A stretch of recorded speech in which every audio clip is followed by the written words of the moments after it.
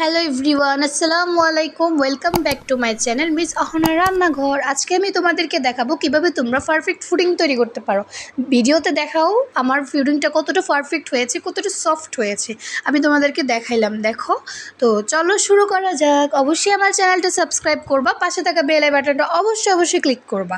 তো ফুডিং বানানোর জন্য প্রথমে আমি 4টা ডিম নিয়েছি, কারণ আমি 2টা ফুডিং বানাবো। ফুডিংয়ের নিয়ম মানে কতটুকু বানাবো সেই অনুযায়ী আমি ডিম নিয়েছি। তোমরা যদি ছোটো বক্সে বানাও সেক্ষেত্রে 1টা বা 2টা ডিম দিয়ে করবা, আর যদি বড় বক্সে বানাও সেক্ষেত্রে ডিমের পরিমাণ বেশি করে নিবা।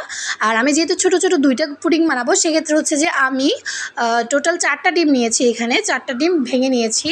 তো প্রথমে অবশ্যই ডিমগুলোকে ভেঙে নিবে ভালো করে, আর ডিম একটু বেশি দেওয়ার চেষ্টা করবা। ডিম দিলে জিনিসটা অনেক সুন্দরভাবে জমে, আর সুন্দর জমলে পুডিংটা পারফেক্ট হয়, ঠিক আছে। তো তারপর আমি চিনিগুলোকে কি করব, একটা ব্লেন্ডার জগের মধ্যে নিব এবং চিনিগুলারে একদম আমি পাউডার করে নিব।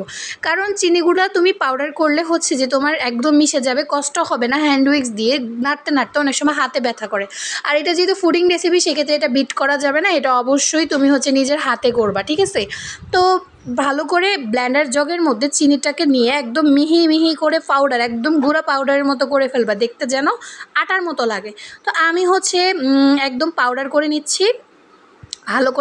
ভালো করে পাউডার করে নেওয়ার পরে আমি ডিমের মধ্যে এই পাউডারটা পরিমাণ মতো দিয়ে দিচ্ছি।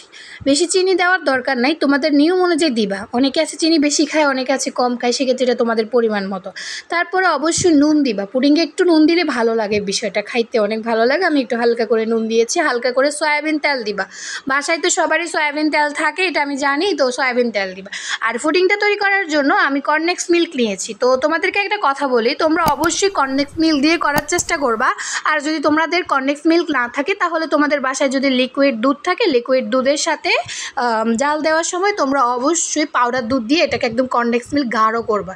একটা কথা মনে রাখবা, পুডিং তোমাদের সবচেয়ে পারফেক্ট তখনই হবে যখন তোমাদের মিশ্রণটা গাঢ় হবে। তোমরা যদি মিশ্রণটা গাঢ় না করো তাহলে পুডিং কখনোই পারফেক্ট হবে না।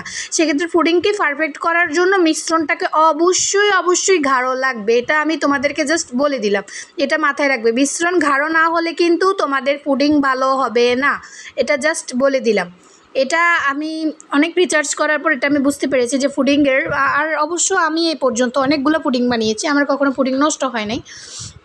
কারণ যে আমি সবসময় মিশ্রণটা গাঢ় দেওয়ার চেষ্টা করি। একেবারে শক্ত না, একেবারে পাতলা না, একদম গাঢ় করবা।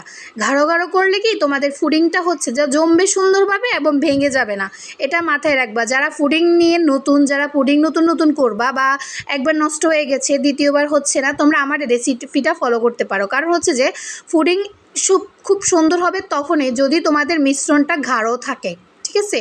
সেক্ষেত্রে মিশ্রণটা গাঢ় করবা। আর এই পুডিংগুলো আমি তৈরি করেছিলাম আমার সেলিব্রেশনের বিশেষ মেহমানদের জন্য, ওদের জন্য আমি পুডিংগুলো তৈরি করেছিলাম। তো তখনই ভিডিও ক্লিপ রেখে দিয়েছিলাম, কয়েকদিন ছাড়া হয় না, আজকে ছাড়তেছি। তো দেখো আমার মিশ্রণটা আমি কতটা গাঢ় করে ফেলেছি, এই যে তোমরা বুঝতেই তো পারতেছো কতটা গাঢ় হয়ে গেছে আমার মিশ্রণটা। যদিও তোমাদের কাছে পাতলা মনে হয়, তোমরা আলাদা দুধ, মানে পাউডার দুধ আছে না, আলাদা পাউডার দুধ এটার সাথে অ্যাড করতে পারো, ঠিক আছে। আমার কাছে গাঢ়ই লাগছে। এই যে দেখো কতটা গাঢ় হয়ে গেছে। আমি ভালো মতো কর্নফ্লেক্স মিল্কের সাথে দিয়ে দিছি। তো একটা কর্নফ্লেক্স মিল্কের অর্ধেক দিয়ে আমি এটাকে গাঢ় করছি। তারপর এক্সট্রা দুধ জাল দিয়ে রেখেছিলাম, আমি এক্সট্রা দুধ, সেই দুধটা অ্যাড করতেছি। কারণ আমার মিশ্রণটা অনেক গাঢ় ছিল, তো আমি আলাদা একটু দুধ অ্যাড করতেছি। তো তোমরা অবশ্যই মিশ্রণটাকে ভালো মতো গাঢ় করবা, তারপর এক্সট্রা দুধ অ্যাড করবা। আর দুধ অ্যাড করার পরে যদি দেখো যে মিশ্রণটা একদম পাতলা হয়ে গেছে, তখন তোমরা কী করবা, আরেকটু কর্নফ্লেক্স মিল্ক অথবা আরেকটু পাউডার দুধ অ্যাড করে দিবা।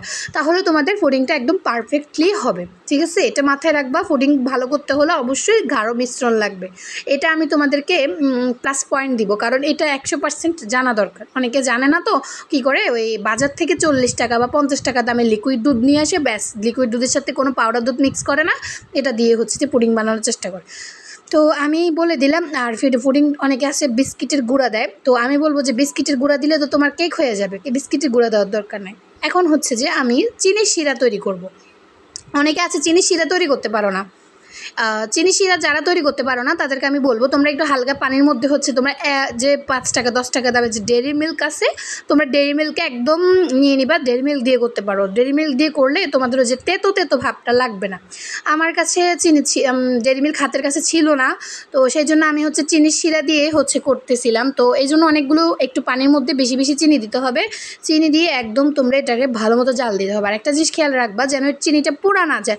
তোমাদের চিনিটা যদি পোড়া যায় তাহলে কিন্তু সমস্যা, তাহলে তেতো লাগবে, এতটাই তেতো লাগবে যে খাইতে ইচ্ছা করবে না। আর কোনো জিনিস তেতো, আমরা সামান্য করলা খাই না, সেক্ষেত্রে আমরা তেতো খাবো কীভাবে? তো এটা স্বাভাবিক, এটা একটু মাথায় রাখবা। চিনি শিরা যেন কালো কালো হয়ে না যায়। এই যে অনেক সময় কি চুলার মধ্যে যে দেখো এই জিনিসটা সাদা সাদা লাগতেছে, মনে হচ্ছে যে না এখনও এই কালারটা আসে না, কিন্তু না, এটা যখন তুমি আলাদা একটা পাতিলে রাখবা তখন দেখবা যে হচ্ছে যে এই জিনিসটা কালো হয়ে গেছে। তো দেখো তোমরা আমার এই জিনিসটা কিন্তু মোবাইলের মধ্যে এরকম আসতেছে, কিন্তু বাস্তবে এটা লাল লালই আসছে, কারণ মোবাইলের ওই যে প্লাস লাইটের কারণে এটার কালারটা চেঞ্জ হয়ে গেছে। তো আমি এখন এটার মধ্যে সুন্দর করে আমি এটাকে একটু ঝাঁকিয়ে নিচ্ছি। ঝাঁকিয়ে নেওয়ার পরে আমি হচ্ছে যে এটা বসিয়ে ওর মধ্যে দিয়ে দিয়েছিলাম ছেঁকে। অবশ্যই তোমরা হচ্ছে যে ছেঁকে তোমরা দিবা। তারপর একটা বড় এর মধ্যে আমি হালকা একটা কথা, সেটা হচ্ছে অবশ্যই একটা পাতিলে বসানোর পর তোমরা কি করবা, ওই যে টিফিনের বক্স আছে টিফিনের বক্স দিয়ে করার চেষ্টা করবা। তারপর উপর থেকে ডাকনা দিয়ে চাপে দিয়ে দিবা, যাতে উপর থেকেও মানে ধোঁয়াটা হয়, নিচ থেকেও ধোঁয়াটা আসে, তাহলে হচ্ছে যে তোমাদের পুডিংটা আরও সুন্দরভাবে পারফেক্টলি হবে। চেষ্টা করবা টিফিনের বক্সগুলো যেগুলো আছে ওগুলো দিয়ে দেওয়া, উপর থেকেও ঢাকনা হবে, নিচের থেকেও আগুন হবে, তখন যে তোমাদের ভিতরে মোট কথা পানি যেন না ঢুকে। পানি ঢুকলে জিনিসটা খুব নষ্ট হয়ে যাবে, এই জিনিসটা 100% মাথায় রাখবা।